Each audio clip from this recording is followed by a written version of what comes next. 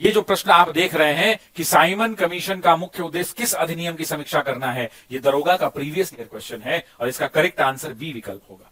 लेकिन अब Simon commission में ऐसे सवाल नहीं आएंगे। अब जो दरोगा का पैटर्न बदल रहा है, उस बदलते हुए पैटर्न में एनसीईआरटी से पूछे जाएंगे। और ये जो 4 कथन आपको दिख रहे हैं 1, 2, 3 और 4, ये सब के सब एनसीईआरटी के एक पैराग्राफ से लिए गए हैं। जरा आप पढ़िए। साइमन कमीशन के संदर्भ में निम्नलिखित कथनों पर विचार कीजिए। इस आयोग ने भारत के राजनीतिक भविष्य का फैसला करना था। बिल्कुल सही कथन है, मैं अभी आपको बताता हूं।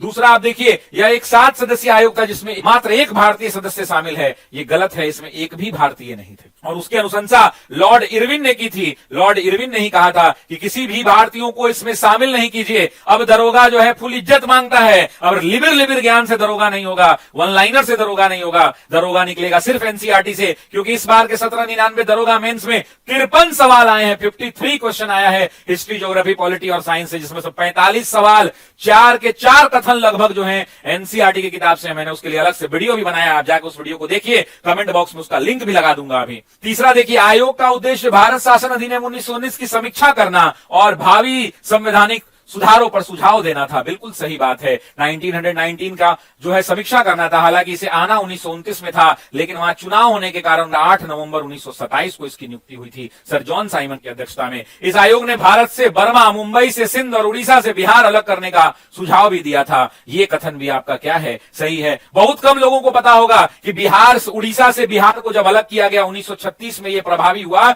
1 अप्रैल को। तो ये अनुशंसा जो है साइमन कमीशन ने किया था। ये बहुत कम लोगों को पता होगा। ये बहुत कम बच्चे जानते होंगे कि मुंबई से सिंध को जब अलग किया गया तो ये भी साइमन कमीशन की अनुशंसा थी, और भारत से जब वर्मा को अलग किया गया तो ये भी साइमन कमीशन की अनुशंसा थी। और ये आपको आंसर हो जाएगा सी। ये मिलेगा एनसीईआरटी क्लास 8 में पेज नंबर 101 पर। देखिए, ये ऑफिसर्स एकेडमी एनसीईआरटी का ओरिजिनल पेज लगा के पढ़ाता है। 1927 में इंग्लैंड में बैठी ब्रिटिश सरकार ने लॉर्ड साइमन की अध्यक्षता में एक आयोग भारत भेजा। इस आयोग को देखिए, ये लाइन, यही लाइन पूछे है ना, इस आयोग को भारत के राजनीतिक भविष्य का फैसला करना था। इस आयोग में कोई भारतीय प्रतिनिधि शामिल नहीं था। यहां पर एक 7 सदस्यीय आयोग था जिसके सभी 7 सदस्य ब्रिटिश संसद के सदस्य थे। इसमें एक भी भारतीयों को शामिल नहीं किया गया। इसका व्यापक विरोध हुआ। यहां देखिए, इसने भारत से वर्मा, बंबई से सिंध और उड़ीसा से बिहार अलग करने का प्रस्ताव दिया था। यह कथन भी सही है, बिहार अलग करने का, और समीक्षा 1919 की करनी थी। यही पूरा का पूरा मामला था। देख लीजिए, इसमें क्लियरली आपको मिल जाएगा